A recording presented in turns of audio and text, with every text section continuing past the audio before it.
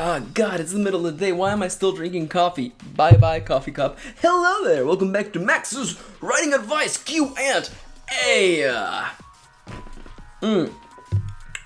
In tonight's episode, I have a selection of questions picked randomly by a random number generator and sent by viewers just like you. As always, remember that if you have a writing question you would like to send my way, leave it in the comments down below. Every week, questions are chosen randomly, so your question is as likely to be picked as anyone else's. Let's get the disclaimer out of the way. The following is merely just my advice, my opinion, and what works for me. Don't take it as gospel, instead take it as the ramblings of a silly person who looks a little bit, or rather precisely like this.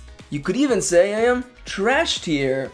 But anyhow, let's move on. The first question of the day goes a little bit like this. How should I go about creating voices for my characters? I don't want them all to sound the same, but I'm not sure quite what to do. 3 minutes on the clock. Get set. Go! My first thing that I would say pretty quickly is, why do you feel that your characters would all have the same voice? I mean, after all, aren't your characters different people who had a different upbringing, who faced different events, and who go about tackling difficulties and hardships and obstacles differently? One of the pieces of advice that I hear tossed around all the time when it comes to character voices is giving them all like different mannerisms and inserting elements of other languages. And while I think that's entirely fine, ultimately though, if they're all speaking the same language, they all have the same words with which to express themselves. And ultimately, personally, I don't think it's exactly about which words they use, but how they use the words that they have, or the words that are part of their vocabulary. But real talk, like taking a step back, I feel like this question is ultimately, or the solution to this question is ultimately trust. You gotta have trust in your characters. If you're questioning yourself and you think, do these characters all sound the same? And the answer is no, they're all different people who act differently and behave differently. You just gotta trust them. You gotta follow through with them. And I know that when you're in the middle of worrying about how your story is gonna turn out, me telling you don't worry about it is not exactly gonna help, but you gotta trust the characters. The character is always right. And just as a little bit of a heads up, because people don't like to hear this, but hey, it's time to play the drinking game. Take a shot of water every time that Max mentions revision, because let me tell you something personal right now. I spend half of my time revising a book on the first third of the book. You know why? It takes me about a third of a book to finally realize how a character sounds like, or how a character behaves, or to finally get a grasp on who they are as a person. So the first third of the book is a little bit of a mess because I'm figuring it out, and if you compare the first third version of that character versus the rest of the story, you realize that there's a little bit of inconsistencies. What I'm ultimately getting at is that, as always, revision is your friend. You don't have to get things right the first time, and you are not going to, as a matter of fact. The best way to go about things is just to dive in,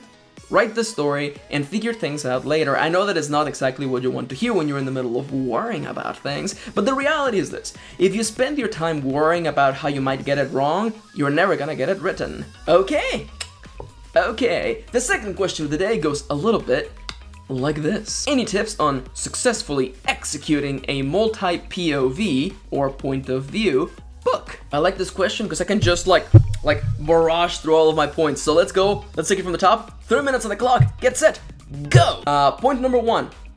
The main issue with books that have a lot of points of view is that there's a really high, like enormous probability of confusing the reader or for things to be unclear. One of the first points that I have to give you, and it's just really straightforward, try to make it clear from the beginning of every transition from point of view to point of view, whether it is through a time jump or from a chapter to chapter basis. Make it clear whose head we're now in. It's ultimately about being clear. Like, if the reader is following along, you're fine. The problem with situations like this is the instant in which the reader goes, wait, I thought we were following that character, why are we here now? And as a little bit of a biased point, the following is just absolute biased. I would urge you greatly to stay away from mixing multiple POVs and multiple timelines, like going back into the past with a different point of view, because that just adds like another layer of things you have to consider. And as someone who has done professional copy editing for people, when that gets introduced, I completely just lose it, because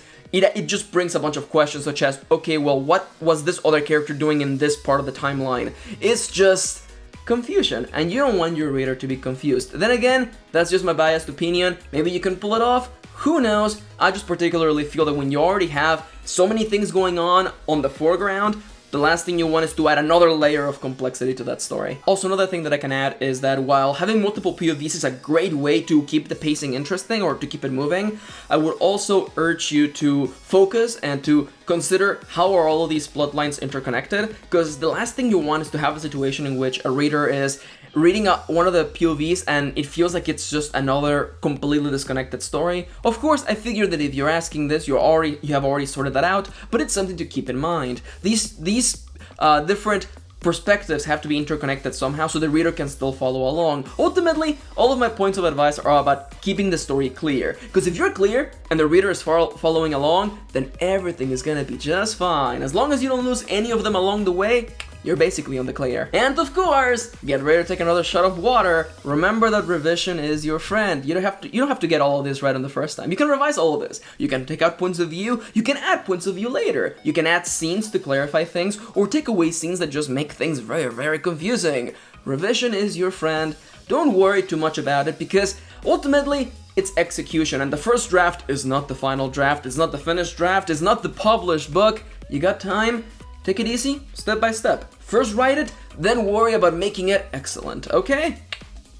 Okay. And for the final question of the day, it goes a little bit like this. Have you ever had to take a mental break from writing because the way your characters have handled the situation they ended up in was that emotionally draining? This is a little bit more of a personal question, but I think it's something we should talk about. Not only because I generally do questions about the medium and advice, this feels more just like talking about writing, which I actually do also appreciate. Have I ever dealt with this? Have I ever stepped out of a writing session mentally exhausted from the way things turned out? Yes! There's a quote, and I completely forget it because I used to do quotes on my blog, and I pretty much have posted every quote on writing multiple times, but it goes along the lines of a single hour of writing leaves a writer exhausted because in that hour they have been to 100 places and been 100 people, something along those lines. And I completely resonate with that quote because writing is maybe not particularly 1 hour, but writing is really weird, especially for me, because when I'm writing a story, time kind of just melts, and that's a really strange way of describing that, but time just flies when I'm writing, and it can be a matter of like, oh, I've been writing for 4 hours non-stop. No wonder I'm tired. And in the act of being so involved with the writing, I find that whenever I'm writing first-person narration, when I finish the day's writing, I am not only physically tired, but also emotionally tired, especially if bad things happen in that story. I can say, because I still remember, writing Justine's Blood was especially emotionally exhausting because being first person just puts you there. Third person is a little bit less stressful, but man, writing first person, which I'm writing right now, and doing a lot of writing, oof. Especially when it's like characters with very specific points of view, or characters who are like really bitter or angry. Basically the sort of people that I gravitate to when it comes to writing. It definitely leaves me emotionally exhausted, and I wonder, I'm not sure about the science behind that, but I do feel that it's a matter of feeling things that are happening, even if they're not real things. One of the things that I like to talk about with people, just a little bit of a fun, quick fact, is that when you watch somebody like suffer pain, or when you like walk up to like the edge of something and you get vertigo, you feel like that sense of pain, that is actual pain you're feeling. Like you're not having physical pain go on, but all of the receptors in your brain that trigger pain are feeling pain right now. It's one of the elements that has allowed us to survive as a species for so long. It's the idea of, don't you do that. Is your brain yelling at you, don't you dare do that, because the humans who didn't have that are not here anymore. And I wonder if that's part of it. I wonder if like writing makes you feel those feelings, because there's been times when I definitely finish a sad writing session and I am like emotionally just really, really sad. So I don't know. Writing is a really strange medium, and I really like questions like this that allow us to just talk about it, and I would like to know what you think about it. You know, do you ever feel like this when you finish a really intense writing session? Or maybe you're different. I don't think that this is a universal writing thing, and I don't particularly feel that like you are better off or worse off if you don't feel this way. It's just writing is different. Just like any other creative medium, it's just everybody tackles it differently. For me though, to offer a little bit of advice along the way. This is exactly why breaks are important, because you don't want to burn out, especially if you do like big writing sessions back to back. You don't want to burn out, mostly because the writing will suffer. And the writing will suffer if you just keep burning out. Just as with anything else, you gotta pace yourself. And if you are really emotionally exhausted, it's okay to take a break. You gotta take care of the writer to get the writing done, okay?